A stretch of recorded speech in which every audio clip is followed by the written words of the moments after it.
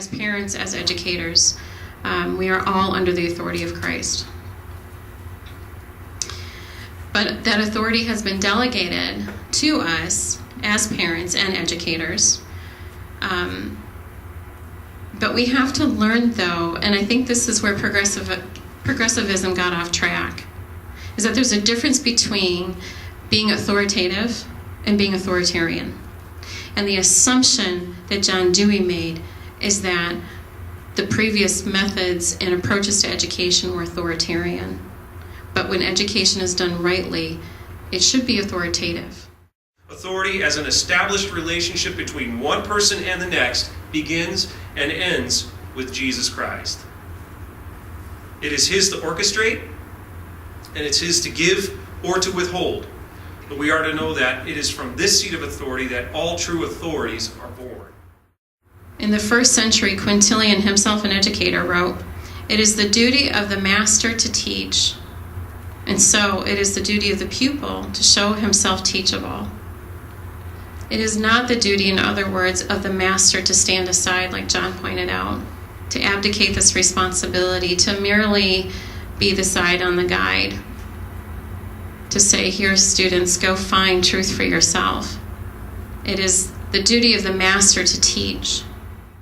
In keeping with the fourth commandment and Luther's explanation, the field of appropriate authority in Christian education begins to step more so into view. And along with it, a realization that a Christian educator's authority has been specifically delegated, which is to say that administrators and teachers are both responsible and accountable to parents, but ultimately, God. But being that authority, though, and like I said, is a weighty thing. We have to be ready to take on that responsibility. When we hand off that responsibility to others or to the child who's not really ready to accept it, we've done a disservice to our students, a disservice to our parents, and ultimately a disservice to the kingdom. And here's what we mean. Maybe you've heard the phrase, character is your true self when no one's watching. That's lame. In the Bible, character isn't necessarily your alone time integrity, and we're looking to the scriptures for an answer. But rather, it's most intimately paired as you're walking through. It's always paired with truth, and it's always something that is born of conviction. Paradoses, traditions is how we translate that.